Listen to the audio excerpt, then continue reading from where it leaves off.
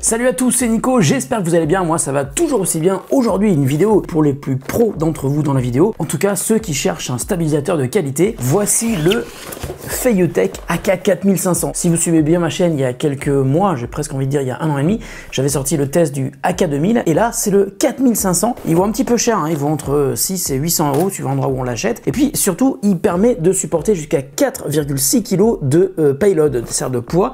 Ça peut être par exemple un gros objectif avec un gros boîtier, ou alors une grosse caméra, une RED, ou tout simplement un hybride, hein, ça marche aussi. Comme tous mes appareils sont actuellement utilisés et ce sont tous des hybrides, et bien je vais prendre un autre appareil qui est là-bas, c'est le Panasonic S1, et on va voir comment l'installer sur le AK4500. Donc on va ouvrir cette jolie petite boîte. Très belle mallette d'agent secret bien sûr. Et puis dans la boîte, il y a une deuxième boîte qui est un kit d'accessoires. Donc on va ouvrir cette jolie petite mallette Feiyutech et regardez tout ce qu'on a à l'intérieur. Le stabilisateur, un beau bébé, le boîtier de charge ainsi que les grosses batteries, des câbles parce qu'on peut connecter son appareil photo, encore des câbles, des câbles, des câbles, des câbles, recâbles, le petit plateau avec ça que l'on accroche sous son appareil photo ou sa caméra. Ça, c'est pour supporter de gros objectifs, hein, s'ils pèsent assez lourd. Ça, c'est un truc qui est hyper léger, ça doit être en carbone à mon avis. C'est une barre d'extension en fait pour mettre sous le stabilisateur. Pour l'instant, on va l'enlever. Le trépied, il y a aussi un pas de vis sur le côté et un autre sur l'autre côté. Ça, c'est génial en fait. Ça permet de choisir la manière dont on veut tenir son stabilisateur.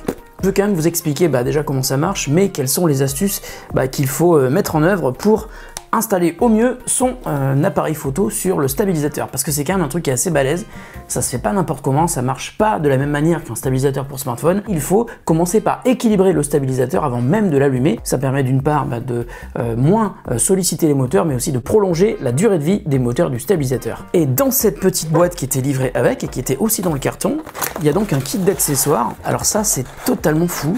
Alors c'est un truc qui d'une part peut se rajouter sur le stabilisateur, mais c'est aussi un truc qui peut être tenu directement à la main. Je sais, ça ressemble à un sabre laser, mais en fait c'est une télécommande et qui permet de contrôler son stabilisateur rien qu'en faisant des gestes. Donc il y a un capteur de mouvement à l'intérieur et en faisant ça par exemple on va pouvoir orienter la nacelle du stabilisateur. Je trouve ça assez dingue. Oh, ça c'est intéressant. C'est un truc qui va vous permettre de modifier le focus de l'objectif directement depuis la molette qui est ici, parce qu'il y a une petite roue crantée qui va se mettre sur l'objectif. Waouh, on appelle ça un follow focus en termes techniques. Et là, il y a encore des câbles. Donc il y a quand même beaucoup de câbles, hein, parce que ce stabilisateur permet de contrôler un appareil Canon, un appareil Sony, un appareil Panasonic, et ça permet donc d'aller très très loin dans la manière de pouvoir utiliser son appareil photo depuis le stabilisateur. Et il y a encore plein de câbles. Il faut vraiment pas que je me plante dans tous les câbles, parce qu'il y en a quand même un paquet. Voilà, alors je vais commencer par aller chercher mon appareil photo, qui est un truc assez balèze, hein. Voilà le gros bébé dont je vous parlais tout à l'heure, hein. C'est vraiment un appareil photo qui est assez monstrueux. Tout dernier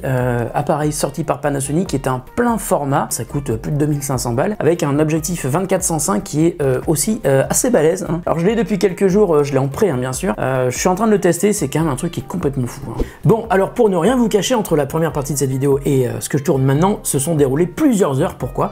Tout simplement parce que j'ai eu pas mal de difficultés à configurer le S1 sur le AK4500, tout simplement parce qu'il est très très lourd et je m'attendais pas à avoir autant de mal, hein. C'est pour ça que j'ai aussi essayé avec le GH5 et les images que j'ai tournées dehors et que vous allez voir après sont tournées avec le GH5 qui est actuellement en train de filmer. Alors je vais vous montrer comment on installe le S1, donc n'importe quel appareil photo en fait, au sommet de la nacelle. Vous allez voir, c'est pas très compliqué.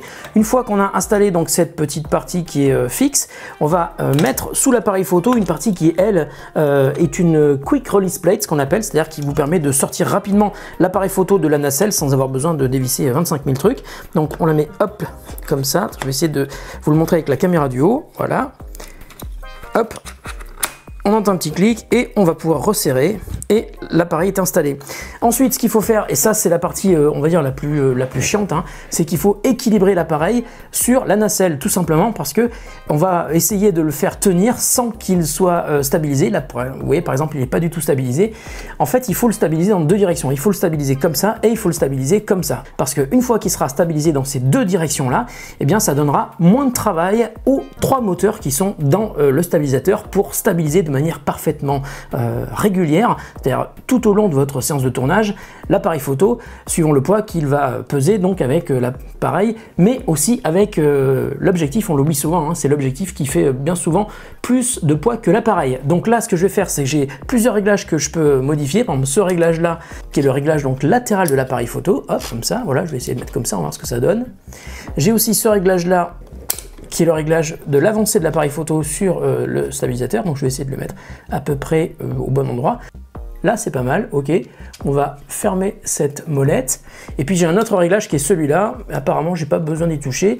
Si je le mets un peu plus à droite, il va pencher vers la droite. Si je le mets un peu trop à gauche, il va pencher vers la gauche, hein, c'est logique. Donc je vais essayer de trouver le juste milieu, comme on dit. Voilà, j'ai aussi cette molette là que je peux régler pour la hauteur de l'appareil photo sur la nacelle. Ah, ça se joue à vraiment pas grand chose à chaque fois, hein, je vous assure. Hop. Là, c'est bon. Là, il est stabilisé. Là, il est stabilisé. Ça, c'est bien sûr sans avoir allumé en fait le stabilisateur. Maintenant, je vais le tourner vers vous pour que vous puissiez voir l'écran quand on l'allume.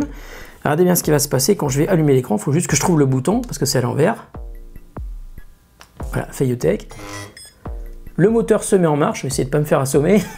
Et l'appareil photo est totalement stabilisé. Donc maintenant, je vais le reprendre avec l'écran vers moi parce que c'est comme ça qu'il faut le tenir. Et regardez bien ce qui se passe. Je vais me lever. Et une fois que je déplace l'appareil photo, enfin que je déplace, on va dire l'appareil photo, mais aussi la nacelle, l'appareil photo reste parfaitement droit. Alors ce que je peux faire, ce qui est assez marrant, hein, c'est que même si je peux me déplacer à la main, je peux définir que l'appareil va suivre mon mouvement ou qu'il va rester toujours dans la même direction. Mais ce que je peux faire également, c'est que je peux utiliser le joystick qui est ici pour manuellement déplacer la nacelle. Regardez, hop, vers la gauche, vers la droite, vers le haut et vers le bas. Je peux aussi inverser, hein, bien sûr, le sens de déplacement. Si je fais un double clic sur la gâchette qui est devant, il va se remettre parfaitement d'aplomb devant. Vous allez voir, hop, c'est parti. Et il y a un autre truc que je peux pas vous montrer ici parce que c'est là où j'ai eu des problèmes avec le S1 qui est très très lourd, c'est qu'il y a une fonctionnalité qui s'appelle le Auto 360, le Roll 360, qui est une fonctionnalité qui permet donc, quand on tient le stabilisateur comme ça, de faire tourner l'appareil photo comme ça, à 360 degrés, c'est très impressionnant. Alors c'est le genre de plan qu'on voit souvent dans les vidéos de street, de skate, voire même dans les clips vidéo. Et on peut faire ce genre de truc avec cet appareil-là. Ils ont vraiment simplifié la fonctionnalité, c'est-à-dire qu'il y a deux modes. Il y a un mode infini, donc on appuie sur le bouton et là l'appareil photo se met à tourner sur lui-même jusqu'à ce que vous l'arrêtiez. Ou alors un seul tour, hein, on peut faire. Et puis on peut aussi changer la vitesse du barillet. Et comme vous le voyez sur ces images, ça donne des effets qui sont assez différents. Donc ça peut être sympa si vous voulez l'intégrer dans une vidéo. En revanche, je vous conseille de ne pas en mettre trop parce que ça peut donner le tournis au bout d'un moment. Je sais que quand j'ai déroché ce que j'ai filmé tout à l'heure, bah, j'avais un peu mal au crâne.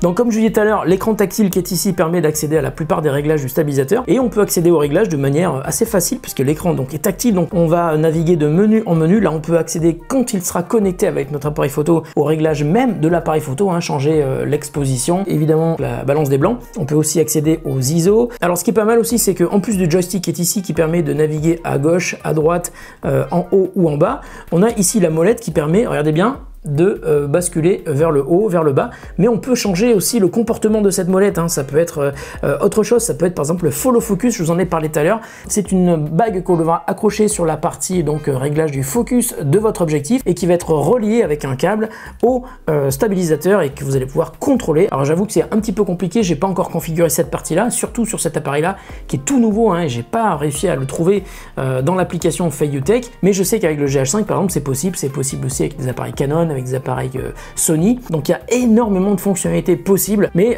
la fonctionnalité principale et celle pour laquelle vous allez sans doute pouvoir craquer pour un stabilisateur si vous avez un bel appareil photo, c'est de pouvoir stabiliser votre appareil photo quand vous filmez, ce qui est vachement bien parce que quand vous filmez à main levée, ben, c'est dommage d'avoir les mouvements de bouger, les mouvements des pas qui se retranscrivent dans l'image. Et là, comme vous le voyez, avec un stabilisateur, l'image, elle est vachement plus douce, elle est vachement plus stable, c'est beaucoup plus agréable à regarder. Et suivant le type de contenu que vous filmez, eh bien ça vaut vraiment le coup d'investir dans un stabilisateur de ce type là. Alors si ça vous intéresse, je vais justement vous mettre des liens dans la description de la vidéo pour aller jeter un œil aux vidéos démo qui sont présentées sur le site de Feiyutech, et si ça vous intéresse également, je vous mets aussi un lien pour l'acheter au meilleur prix que j'aurai trouvé au moment où vous regarderez cette vidéo. Et puis n'hésitez pas à revenir souvent, et si vous avez des questions à me poser sur le Feiyutech AK4500, surtout n'hésitez pas pour deux raisons. La première, c'est que j'ai la chance de pouvoir le garder. Merci beaucoup Feiyutech de m'avoir fait confiance. Ils avaient vu ma précédente vidéo sur le AK2000 et ils avaient trouvé ça assez génial, et c'est pour ça qu'ils m'ont proposé de de recevoir le AK4500. Et puis la deuxième raison, c'est que je vais faire une deuxième vidéo. Alors je sais pas encore quand, mais ça sera sans doute dans, allez, 2-3 mois peut-être. Ça me permettra donc de vous donner un avis définitif sur cet appareil et puis les différentes possibilités de réglage que l'on peut avoir sur le AK4500, que ce soit pour filmer ou pour faire des motion time-lapse. Il me tarde de tester ça, mais comme d'habitude, hein, ça se teste pas en 24 heures, donc il va falloir un petit peu plus de temps. On se retrouve très bientôt pour une autre vidéo qui n'aura sans doute rien à voir avec celle-ci. Suivez-moi également sur les réseaux sociaux. Voici mon Twitter et mon Instagram, c'est le même, c'est facile. À très bientôt et encore une fois, merci de votre fidélité. Salut!